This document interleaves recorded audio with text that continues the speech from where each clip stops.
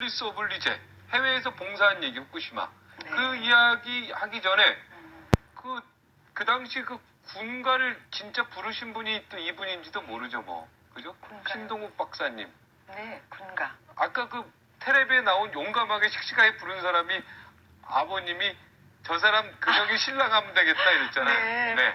네, 신동욱 박사님하고 네. 함께 이 봉사 이야기는 같이 하도록 하겠습니다. 네, 감사합니다. 네. 좀 제가 경황이 없을 때 일어난 일이라서. 네. 후쿠시마는 언제 들어오시죠? 후쿠시마는 언제 가신 거예요? 그거는 3월 11일 날 터졌는데요. 네. 근데 우리가 재난구호가 그 법인 승인을 받고 네. 며칠 안 됐었습니다. 그래서 야, 이것이 바로 우리가 할 일이다 이렇게 생각하고 15일 날 도착을 했습니다. 이제 2, 3일 동안 이제 준비를 해야 되니까요. 보호품도 좀 준비하고 여러 가지 상황도. 그래서 우리가 첫 단계 그걸 뭐라 그러죠? 베이스 캠프를 선발대로 저희가 가게 됐기 때문에 빨리 갔었어야 돼서 이제 갔는데 이제 공항에서 딱 도착하자마자 2호기, 4호기가 또 터졌다는 거예요. 네. 그러다 보니까 거기에 저보다 조금 미리 와 있던 그 세계 의료 자원 봉사자 그 미국인이셨는데 그분이 자신의 아버지가 이제 6.25 참전 용사라 그래서 그분이 이제 와 있었는데 그분도 발이 묶여가지고 이제 못 가고 어떻게 해야 되는지를 하다가 저하고 대화를 좀 하게 됐어요. 네. 그래서 우리는 이제 좀 준비를 좀 해갔기 때문에 차량하고 숙소를 그러면 우리가 가는데 같이 가시자고 해서 그 하루 도움을 드렸는데 그걸 고맙다고 이렇게 이제 코리안이라니까 또 6.25 얘기도 하면서 네. 메일도 보내오고 그랬습니다. 네. 자, 박사님, 그때 헬기를 타고 가겠다고 막 했는데 그 못 타게 했다면서요? 그쪽 일본 쪽에서. 네, 그 당시 저희들이 일본에 들어갔을 때 그 간나오토 총리 공감을 방문을 전격했습니다. 근데 그 당시에 이제 우리 아내께서 그 당시 아마 그 일본 측에서 나오신 분이 그 채치모토 재난 대책 특별본부장 네. 아마 특임 장관으로 좀 기억하고 네, 있습니다. 책임 장관이죠. 예, 그분께 지금 현재 우리가 센다이로 들어가야 되는데 교통편이 지금 원자력 2호기와 4호기가 폭발했기 때문에 교통편이 도저히 잡을 수가 없다. 그러니 헬기를 준비해 달라고 요청을 했습니다. 네. 그래서 일본 정부 쪽에서 굉장히 좀 당황했던 게 기억이 나고요. 네. 그래서 헬기를 근데 안 줬죠, 그쪽에서. 예, 줄 수가 없었습니다. 왜냐하면은 그 하루 전날 미국의 항공모함인 로널드 레이건호가 피폭을 당했습니다. 17명의 그래서 승조원들. 그 당시에는 이제 1호기가 폭발을 했고 네. 17명의 승무원들이 피폭을 당했고 헬기 조종사들. 헬리콥터 조종사들도 그 이후에 피폭을 당했습니다. 피폭이라는 게 쉽게 얘기해서 이제 피부에 그 원자력 네. 그렇죠. 물질이 묻은 거죠. 예, 그게 아마 그 1시간 동안 노출된 양이 아마 작업하다가. 한 달 이상 동안 노출된 양이었다고 합니다. 네. 그러다 보니까 그 당시에 간나오토 총리도 헬기를 띄울 수가 없으니 두 분이 다치실까봐. 예, 그렇게 되면 이제 양국 간의 외교적인 문제가 있을 수도 있으니 네. 예, 그거는 굉장히 곤란하다라고 얘기를 했습니다. 그래서 지프로 그런데 들어가지 말라고 했는데도 그럼에도 불구하고 지프를 타고 들어간 거죠. 자동차를 타고. 아니죠. 그러다 보니까 그 아내가 이야기하길 헬기가 안 된다면은 기름을 가득 실어서 집차를 준비해 달라. 아마 저희들이 집차로 들어가면 10시간 정도 아마 들어가야 되는 코스였는데 그러다 보니까 일본 정부 측에서는 안전에 대한 문제가 있기 때문에 마음만 받겠습니다라고 했던 걸로 기억이 됩니다. 네. 그래서 결국 안 갔습니까? 결국 그 센다는 저희들이 들어갈 수가 없었습니다. 왜냐하면 1호기가 폭발을 했고 네. 2호기, 4호기가 폭발했기 때문에 네. 도저히 들어갈 수가 없는 상황이었습니다. 네. 이 노트는 뭡니까 지금?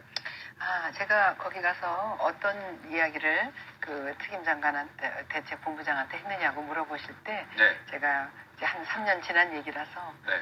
그 당시에 그 희생된, 정말 그 일본에 희생된 분들하고 또 일본 국민들한테 깊은 애도와 위로의 말씀을 전한다. 그리고 또 일본과 한국은 이런 대재앙 앞에서는 생명 공동체고 같은 한 가족이다고 이렇게 위로의 말씀을 전했었습니다. 네. 이걸 참 그분이 고마워. 네. 이 노트는 그러면 네, 그 당시에 상황을 네. 날짜별로 적어서 네. 저도 이제 아물아물해서 좀 도움을 그러지 않아도 받고 싶어요. 거기 그 반응들이 있었죠. 거기 그 일본 사람들의 거기 반응. 이제 저한테 지난번에 이거 보여준 거 있지 않습니까? 하야코 씨를 네. 만나게 됐어요. 하야코 씨. 네. 그 공항에서 발이 묶여갖고 우리가 이제 아까 그 플린트 씨를 만나고 있을 때 거기에 한국에서 급거 이제 그 휴가 중에 귀국한 하야코 씨라고 하는 중앙학원대학교 법학부 4학년 아가씨가 있었는데 우리가 그때 조끼를 그 태극기와 일장기를 딱 달고 한국 재난고 해서 영어로 써갖고 돌아다니니까 이제 그걸 보고 그냥 달려와서 이렇게 반가워했습니다. 네, 그 당시 상황 설명 제가 좀 말씀을 드리자면은 그 당시 워낙에 긴박했던 상황이고 아마 그게 인류 역사상 최악의 재앙이지 않았나라는 생각을 해봅니다. 그러니까요. 그러다 보니까 미국이나 영국이나 프랑스, 심지어 스위스나 독일 같은 선진국들도 전부 다 자국민들을 탈출을 시키고 있는 그런 상황이었습니다. 그런 상황 속에서 한국의 재난구호 단체가 봉사활동을 들어온 것에 대해서 아마 하야코 양께서는 되게 감동을 받았다고 저는 생각합니다. 그런데 그 와중에 이분이 한국의 박정희 대통령 각하의 둘째 따님이라고 소개를 하자 그냥 아주 대단했었죠 그 당시에. 그분이 뭐라고 얘기했습니까? 대한민국 그러니까 제가 읽을게요. 저한테 주세요. 어디서 박근영 씨 같이 희생적인 그런 공인. 대한민국에도 박근영 같은 희생적 삶을 사는 공인이 있다는 게 놀랍고 자랑스럽다. 자원봉사단 중앙학원대와 법학부 4년 하얗고 네. 일본에 위험을 무릅쓰고 방문한 KDR의 자원봉사단을 환영한다. 이 KDR이 이제 재난구호 단체, 네, 그렇습니다. 거기 재난구호 단체 이사장 하셨어요, 그러면? 총재로. 총재. 했습니다. 네, 그 단체 총재인데 지금은 그만두셨죠? 네, 그만두셨죠. 왜 그만두셨습니까? 저희가 저는 창립 멤버인데요. 네. 지금은 이제 궤도에 올라서 이제 많은 봉사활동이 원활하게 진행되고 있는데 그때만 해도 승인받기 전이고요. 그래서 참 여러 가지로 진통이 심했었습니다. 그러나 제가 댄스 스포츠 실업연맹도 그렇고 너무 지금 다 거기는 이제 안정적인 그 궤도에 올라서 다 목적 사업을 잘하고 있는데 또 아무리 잘 되고 있다고 해도 제가 거기에 너무 오래 관여를 한다면 또 창립 멤버로서 저 소임을 다했다고 생각하는데 오래 관여를 함으로 해서 또 혹시 청와대에 계신 형님께 혹시라도 누가 가는 일이 생기지 않을까 해서 조심하는 마음으로 대통령한테 혹시나 누가 될까봐 재난구호 단체 총재직도 다 그만두시고 그다음에 임기가 있었기 때문에 임기와 동시에 다 물론 연임하려면 무조건 하셨겠죠. 그리고 댄스 무슨 스포츠 네. 협회 회장도 그만두시고 혹시나 부담되실까봐 조금 자랑을 하자면 자랑 계속 하세요.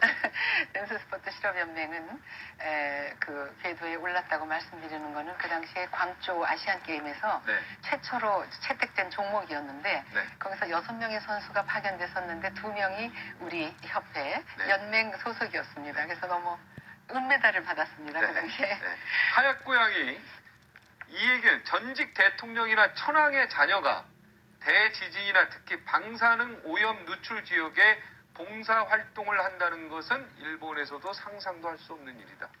그죠? 이 이야기가 굉장히 저는 마음에 와닿네요. 아베가 이런 거를 좀 봐야 되는데 아베 총리가 지금 아베 수상이 굉장히 지금 우리나라한테 못할 짓 계속하고 있지 않습니까? 그죠?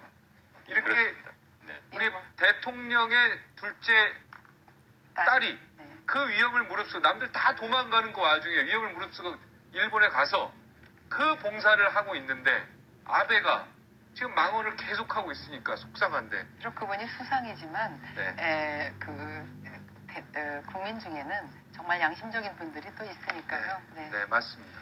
지역에 봉사활동한다는 것은 천황 자녀가 이렇게 특히 방사능 오염 노출 지역에 봉사활동 그 당시 신문에 난 기사를 제가 그대로 좀 써와봤습니다. 그 당시 아마 그 이야기를 조금 더 되짚어 보자면은 제일 교포 분들께서는 그러니까 한국인의 그 자부심을 심어준 일대 사건이었다라는 게 많이 회자된 걸로 알고 있습니다.